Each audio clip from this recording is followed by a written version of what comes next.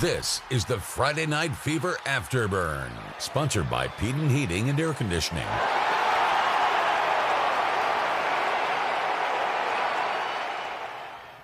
Welcome to Friday Night Fever Afterburn. Week 10 of the high school football season is over.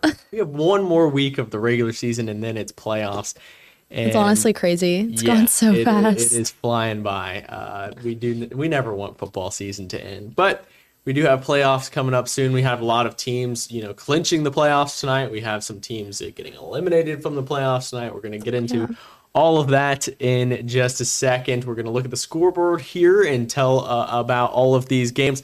Like I say every week, let us know down in the comments which team you were most excited about, which win you were excited for, to show us some love, show us your favorite moments of the night, which plays you like the most. But let's go ahead and dive right into those scores. Yeah, I had Blountstown and Holmes County. That was a fun game. They were very well matched, but Blountstown won 40-20. And then we had Bay, Rutherford, 21-13.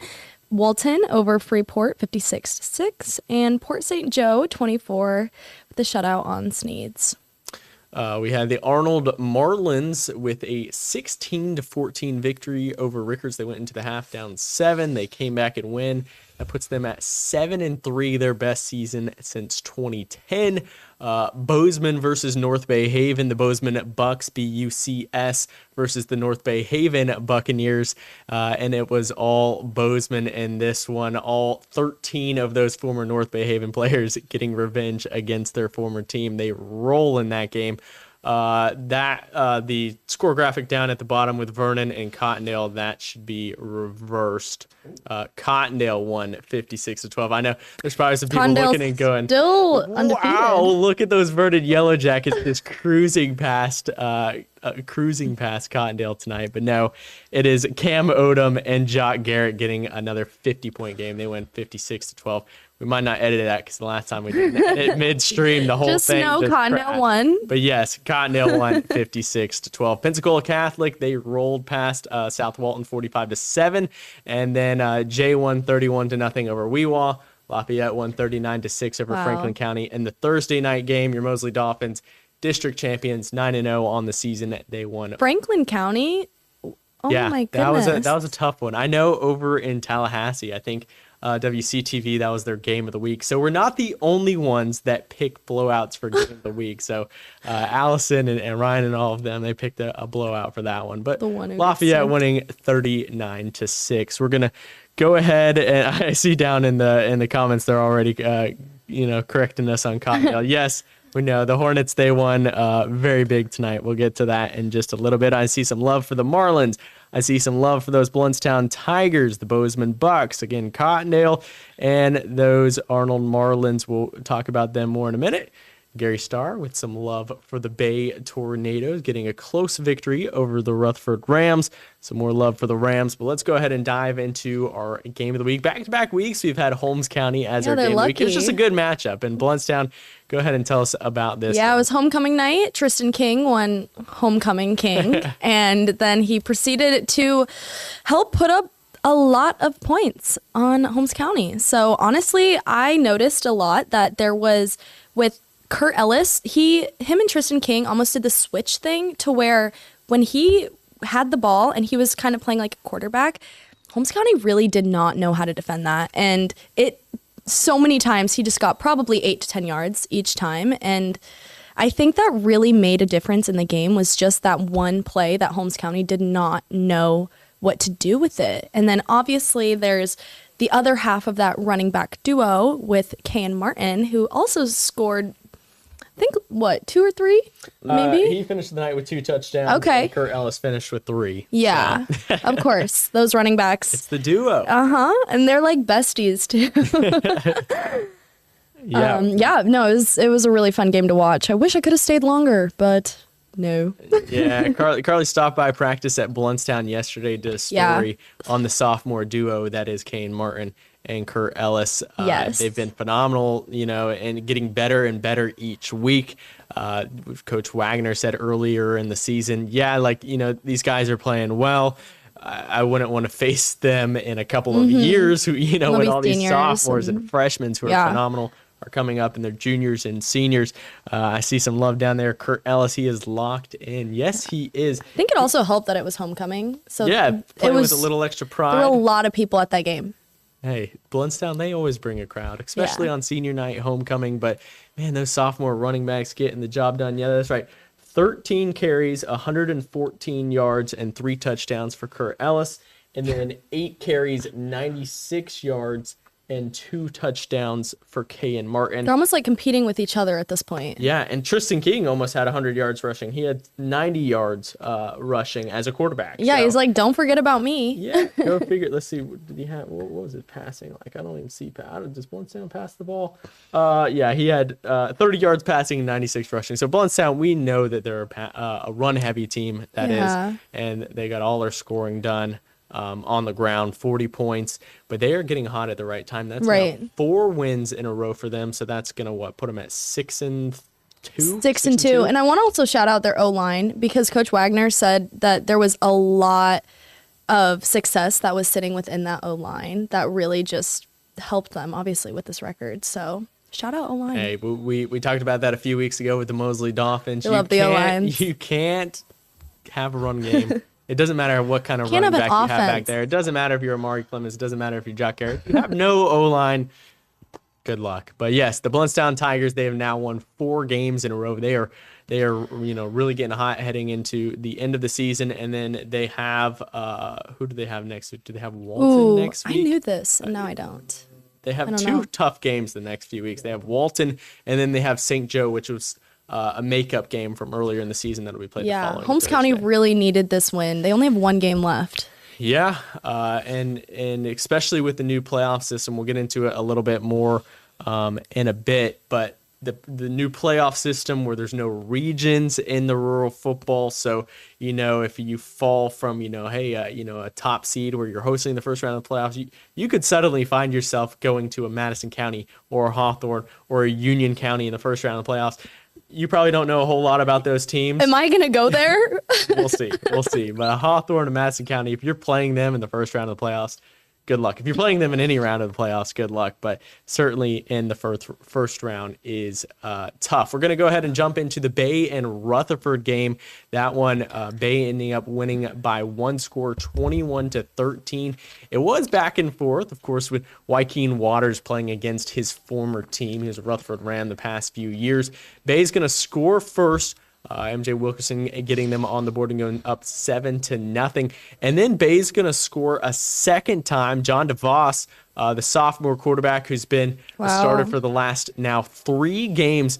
He's got wheels. He's got an arm.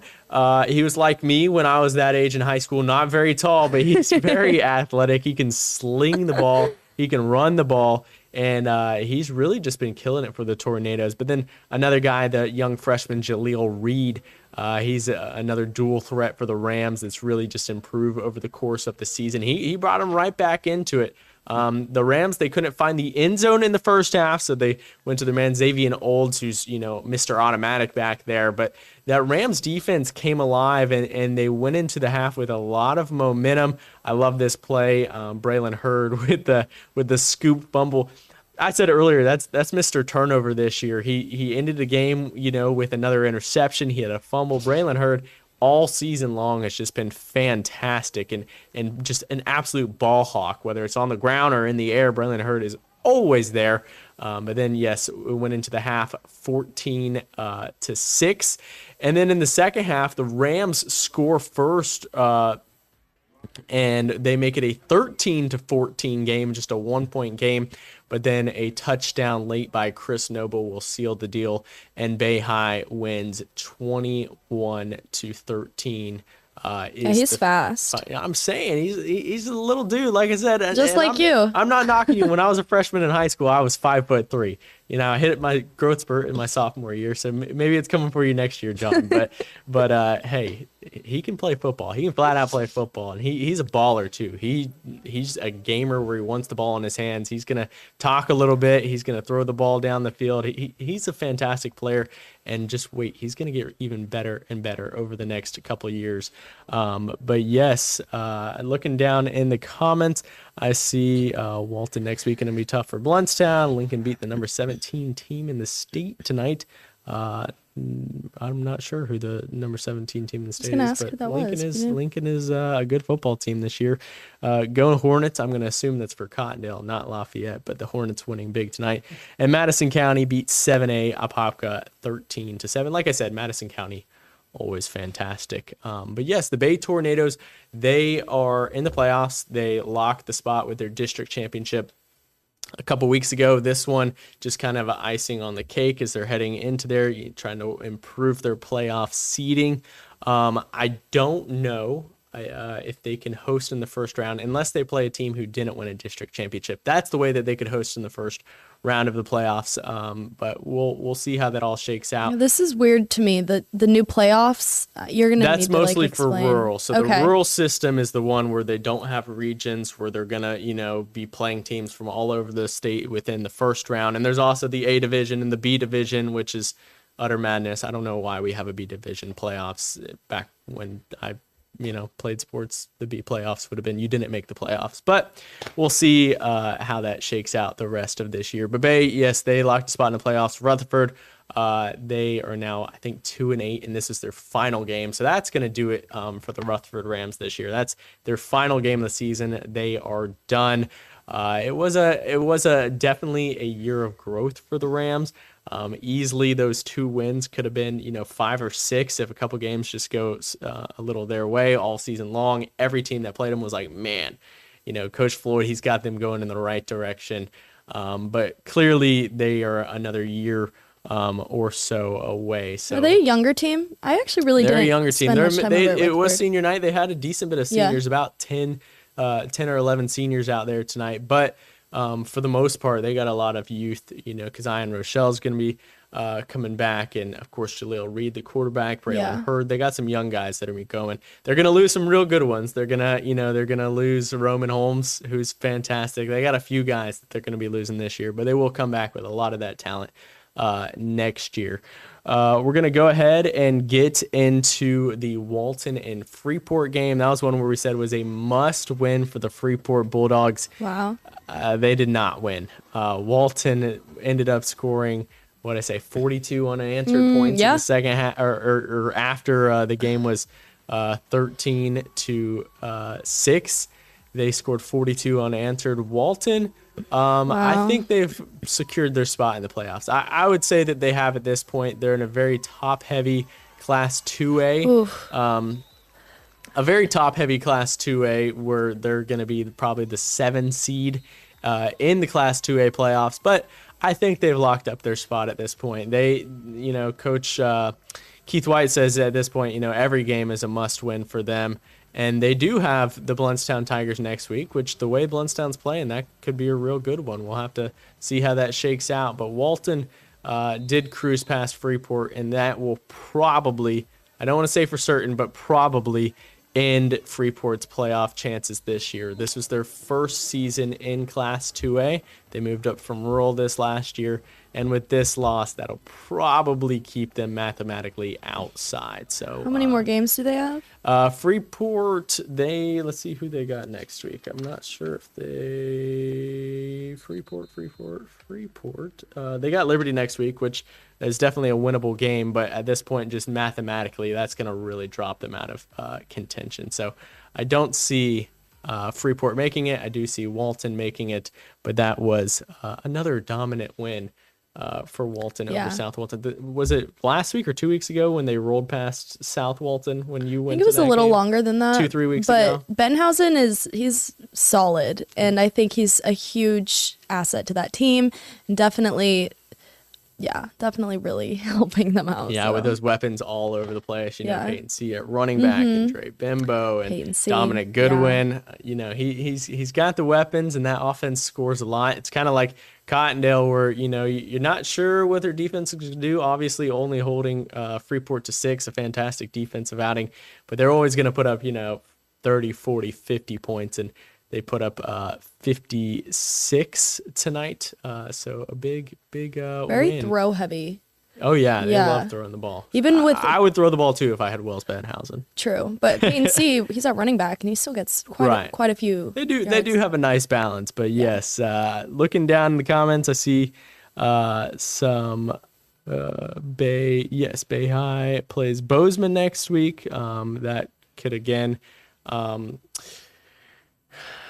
Bozeman has a chance. I'm not saying that they will or they won't, but they've got a chance to make the playoffs. They certainly have to beat Bay if they want to make the playoffs next week. That will be an interesting one there. See some more love for the Walton Braves.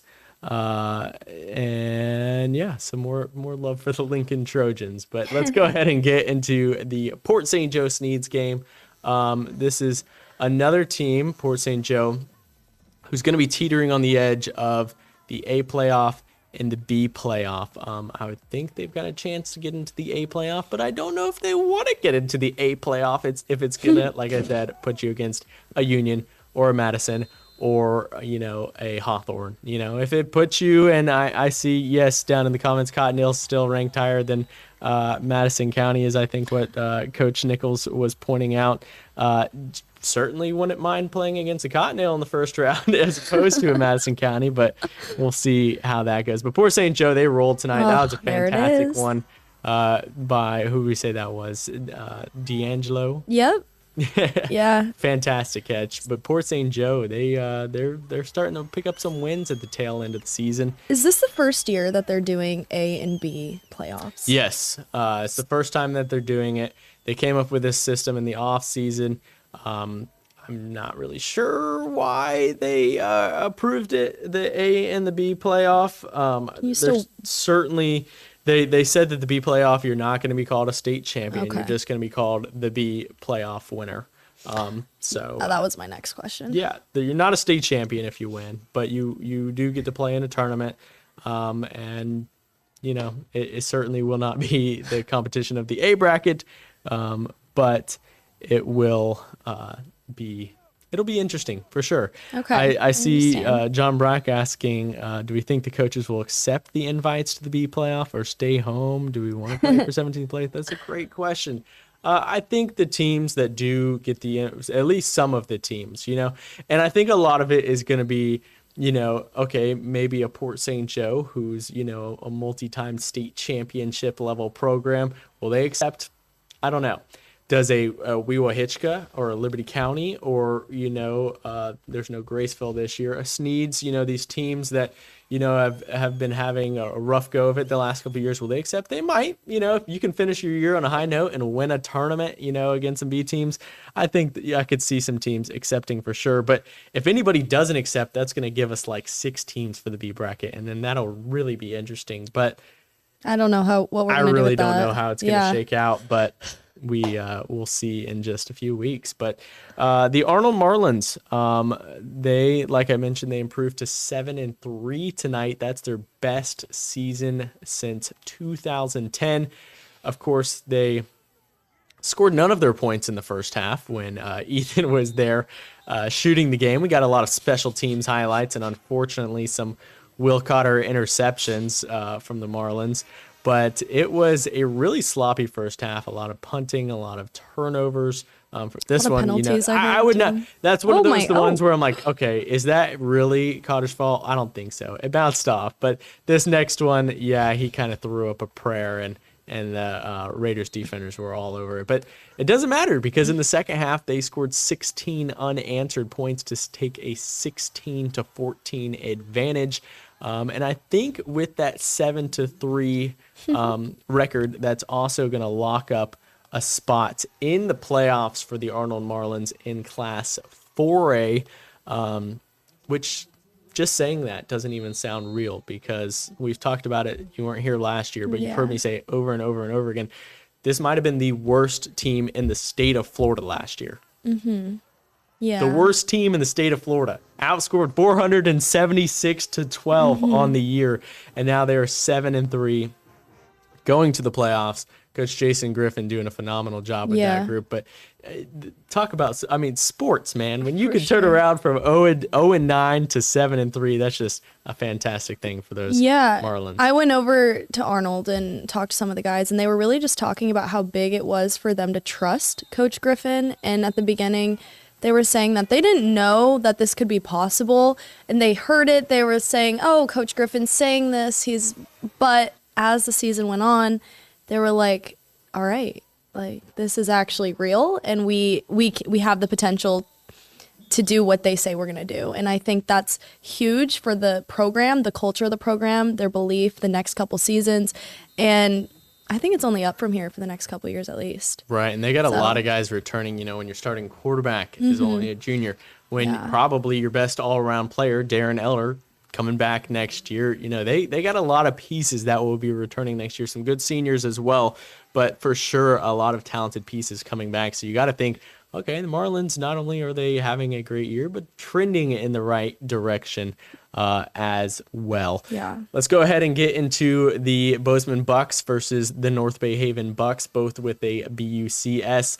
Hayden Gay, he was firing on all cylinders. Older brother at Texas A&M right now. And, man, if he puts on a little size and strength, he could be going in the next couple of years as well. But this was all Bozeman. We've known all year long, especially with all those guys, all 13 that transferred from North Bay Haven to Bozeman, and then a couple more to other area schools. We knew North Bay Haven was going to have a tough year. Coach fired in the middle of the season.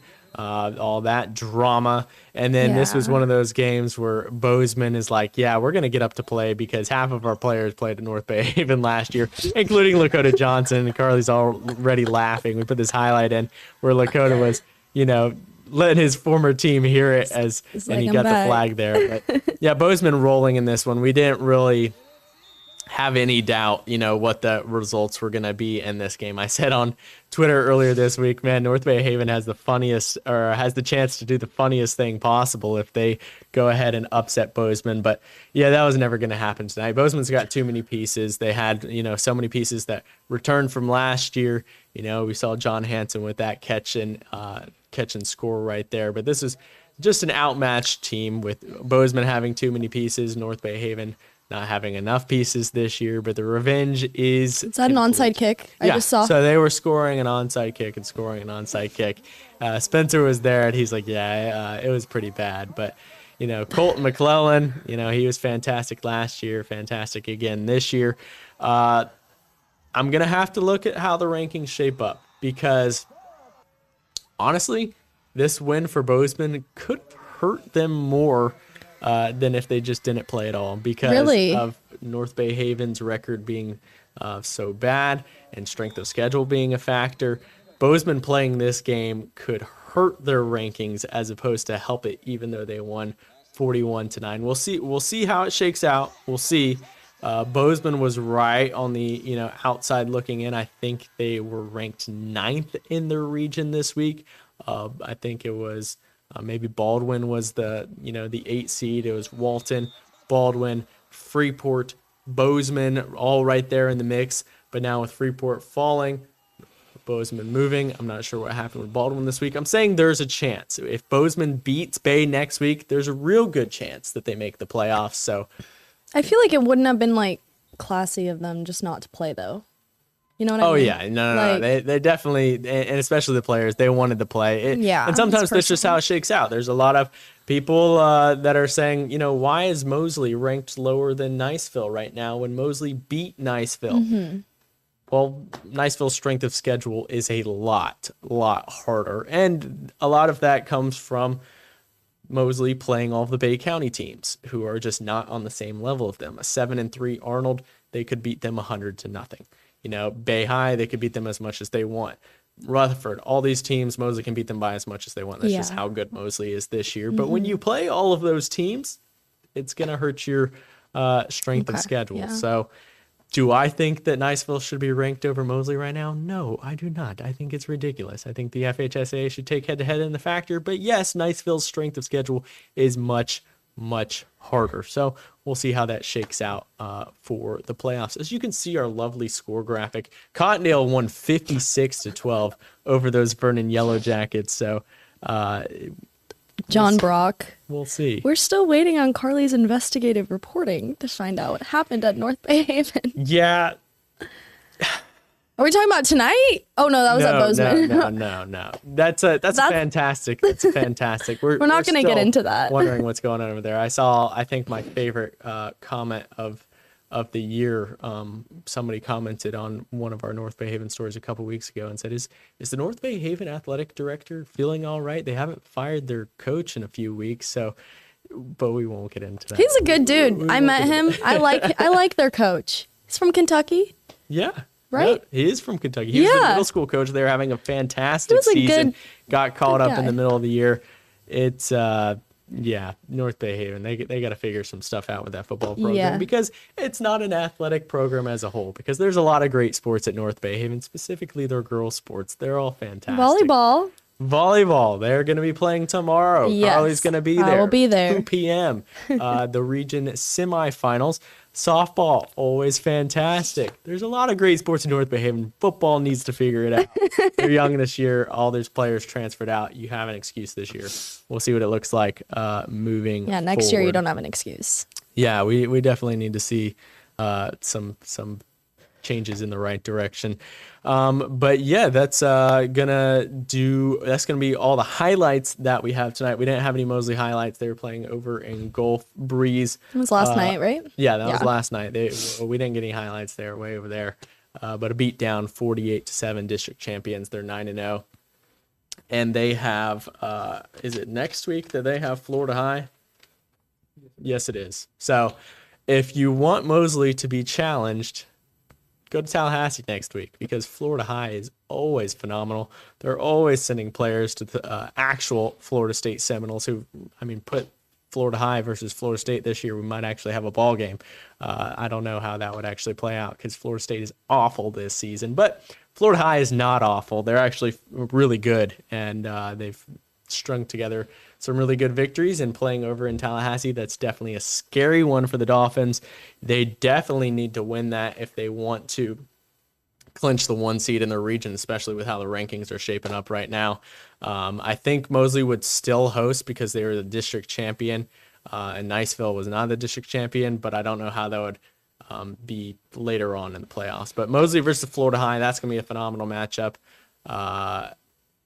I feel like we're going to have to send somebody over to Tallahassee. Maybe not you, but I would love to send somebody over there because Allison Posey is no longer at our sister station, so I can't just ask her for highlights. She's sending all the stuff to our old pal across the street, Scott Rossman, which I hate to say it, but hey, they're both phenomenal. They're both phenomenal at what they do. Just not sending us the highlights anymore, which hurts my heart.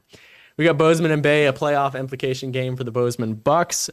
Bay Tornadoes already clinched the playoffs, but there's no way they're just going to let that one slide and go into the playoffs with a loss.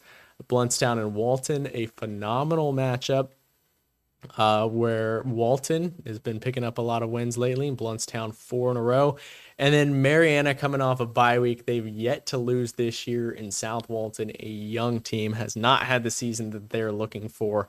Mariana, another favorable matchup as they close out the regular season. Tell us about these games, Carly. Sorry, before we get into that question. So we have Cottondale and Mariana. Those are the only 2 undefeated teams. And Mosley.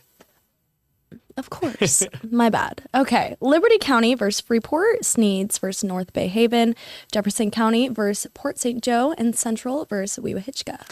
And then we've got Vernon at Baker Opp, I believe they're from Alabama. They're going to be at Holmes County, and Lafayette, who just put a beating on Franklin County, is going to go to Chipley.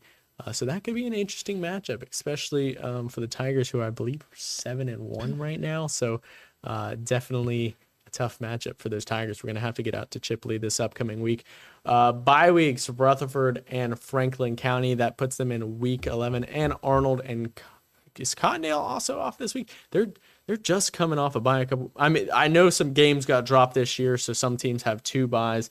I don't think Cottondale has another game. I think this is just their second bye. But Arnold, Cottondale, and who are the last 2 that were just on bye weeks? Rutherford and Franklin. Rutherford's season is done. Franklin County could potentially get into that A bracket for the rural playoffs. Arnold going to be in the playoffs, and obviously Cottondale, undefeated, they're going to be also in the playoffs. So it'll be interesting to see how that shakes out. But we have a lot of football left to go because the playoffs are around the corner. I'm so excited. We have playoff football, and we're going to have probably multiple schools hosting games, so that'll be fun. Mosley's obviously going to be hosting in the first round of the playoffs. Cottondale will play a team from Jacksonville is what they're saying in the comments. So I don't know if that was on Max Preps or not, or if we just didn't have it updated on our notepad, but Cottondale, I guess, has a makeup game against a team from Jacksonville. That might be on. I'm sure that's gonna be updated on Max Preps. But My first Florida football. playoffs. Make them interesting. Yeah, there's a lot of Hurricane makeup games. So JCA, Joshua Christian Academy. I've never heard of them. They're 0-3, so I guess they haven't played anybody this year. So I assume another big win for Cottondale. We'll see how that goes. But yes, that game next week is Bay's homecoming.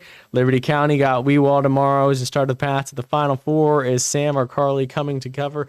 Don't think we're going to get to Bristol tomorrow. I know Coach Sewell always puts that game on the network, so hopefully we'll be able to record that. We do have a lot of volleyball this week. Yeah. We're going to go over real quick.